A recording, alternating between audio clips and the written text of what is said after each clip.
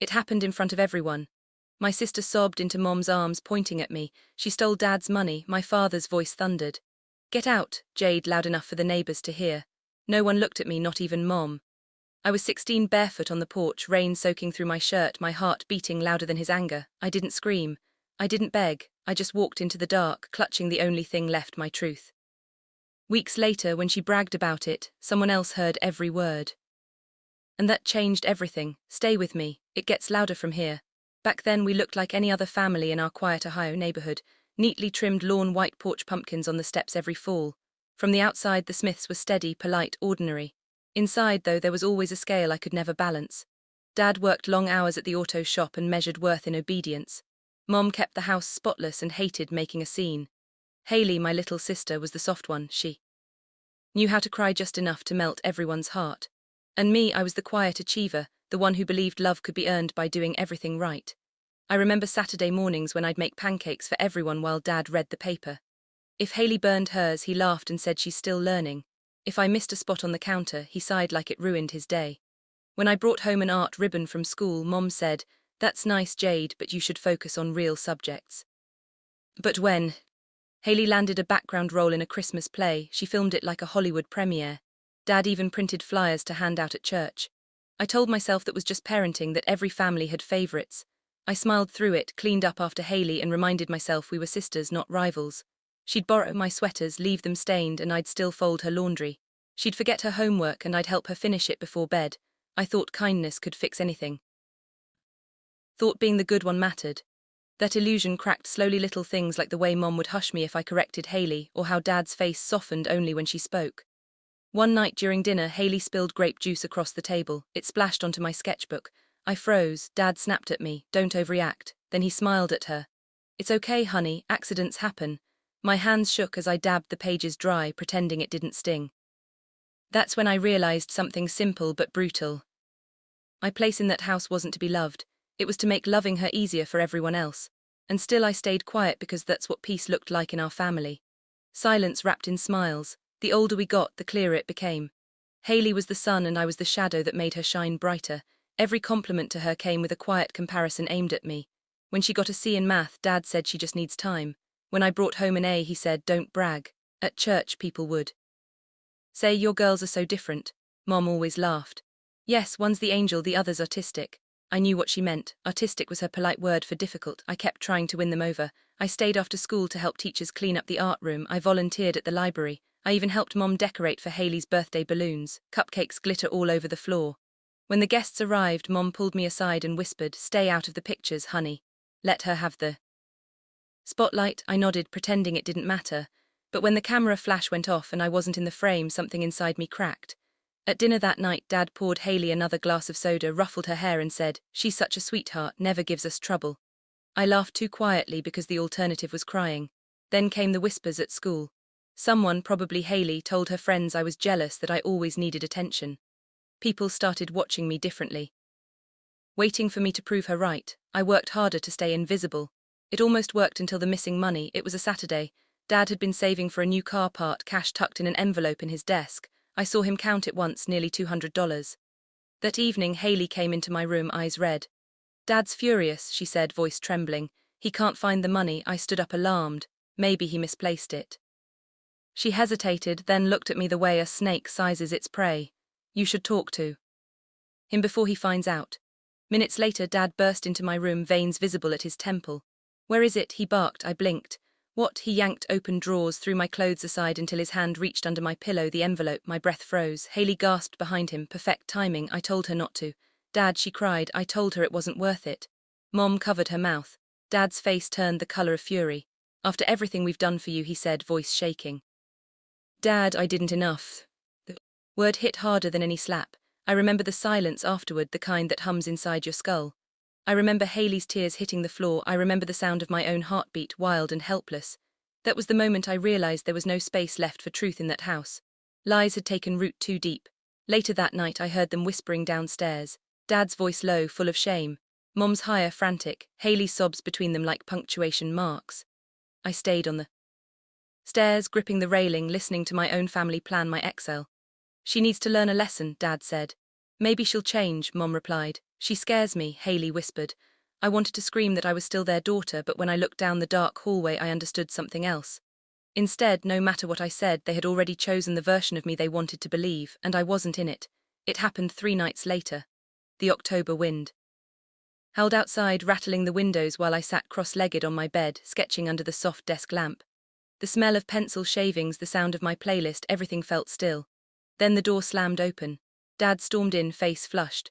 Mom followed, clutching Haley, who looked small and trembling in her arms. She confessed, Mom said quietly, voice shaking. She saw you take it. My pencil rolled off the bed.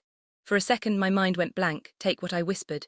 Dad shoved the crumpled envelope in my face. The money, don't play dumb. He didn't let me finish. He yanked the blanket off my bed, flipped the pillow, and there it was, an envelope filled with cash I'd never seen before. My heart dropped so hard I couldn't even breathe. Haley covered her mouth, eyes wide and wet. I'm sorry, Jade, she sobbed. I didn't want to tell them, but I couldn't hide it anymore. I turned to her, stunned. You put it there, didn't you? Hey, Dad's hand slammed down on my desk so hard the lamp flickered. Watch your tone, he barked. You should be ashamed. Mom looked at me, her lips trembling. Why would you do this to us, to your sister? The world blurred. My voice came out cracked. I didn't steal anything, you have to believe me, but they didn't. The decision was already written across their faces. Dad grabbed a black trash bag stuffed in whatever he thought were my things. Socks, a sweater, a pair of jeans, and thrust it against my chest. Get out, this house doesn't harbor thieves. I just stared at him, my fingers numb around the plastic. Dad, please go, he said, right now. Mom didn't speak, she only held Haley closer, whispering, it's okay, sweetheart, Mommy's here. I'll never forget the way Haley looked at me, then how her tears suddenly stopped, how the corner of her mouth twitched upward for just a second, a smile small and cruel, and in that moment I knew the front door opened.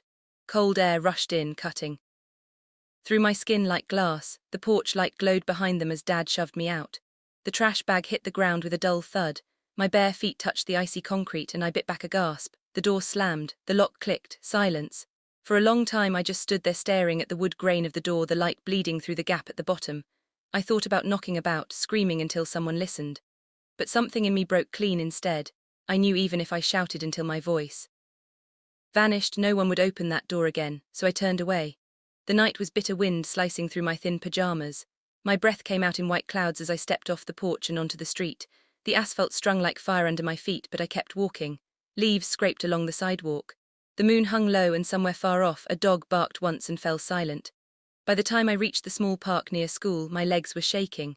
I sat on a cold bench, hugging the trash bag to my chest. Inside it, I could feel the corner of my sketchbook pressing against my ribs, a tiny piece of who I used to be.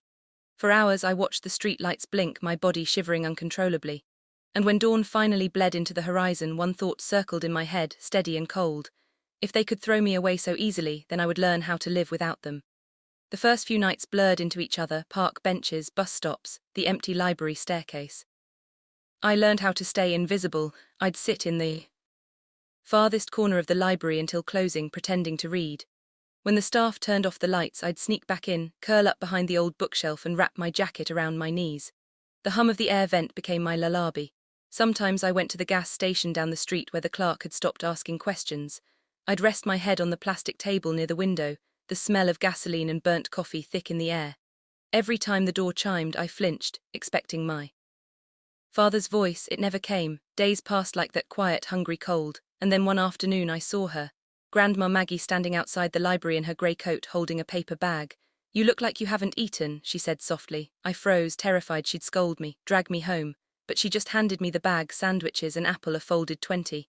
Stay where you are, Jade, let me handle this. I didn't understand what she meant then, but I would. 2 weeks later I found out she'd gone to a family dinner at her house. My parents were there, proud of their good daughter. Haley was laughing, showing pictures on her phone, the star of the night, and that's when she said it, the words that changed everything. You won't believe what I pulled, she bragged, smirking at her cousin over FaceTime. I slipped the money under her pillow and cried a little. They totally bought it, she's gone now, problem solved. Grandma heard every word. She didn't interrupt, she didn't even blink. She quietly took her iPad, hit record, and let the truth hang itself. The next morning she texted, Mom, meet me at the church after service alone. I didn't know all of this until later, but that day while I sat in the library, sketching with numb fingers, Grandma was confronting them. She played the recording in the small prayer room behind the altar. Haley's voice echoed off the walls, every cruel word, every giggle. Mom broke down. Sobbing, Dad turned white. Grandma didn't yell, she just said, "You threw away a child for a lie, now you'll make it right." By that afternoon they had no choice. Grandma made them post a public apology on Facebook in the church group, even emailed my school principal. My name cleared within hours. The same people who whispered behind my back now wrote comments like, "Poor Jade." And how could they? Dad's phone buzzed non-stop. Mom couldn't leave the house. And Haley, she stayed in her room.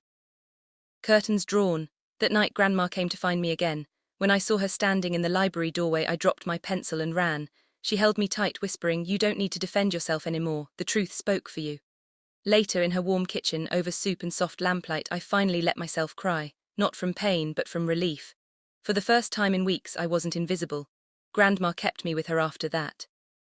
Her red brick house smelled like cinnamon and coffee, and every morning she'd hum while frying eggs, pretending not to notice when I lingered in the doorway just to be sure she was real.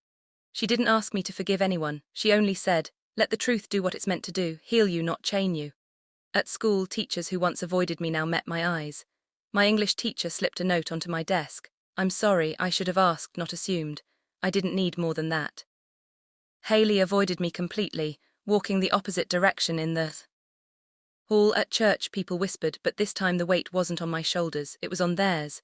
One weekend, Grandma brought me a pair of new running shoes, navy blue with white lace. "You need to feel the ground again," she said. I started running in the mornings through quiet streets past houses still asleep. The air was sharp, clean. Each step felt like reclaiming something they'd taken. A month later, Dad tried to call. I stared at his name glowing on the screen. The same name that once ordered me out into the cold. I didn't answer. Some doors once closed should stay that way.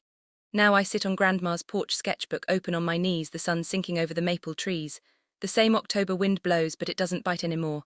I draw the scene, light spilling across the yard, leaves swirling like tiny sparks of gold, and I smile. They once thought throwing me out would erase me. Instead, it set me free. Have you ever had to lose everything just to find peace?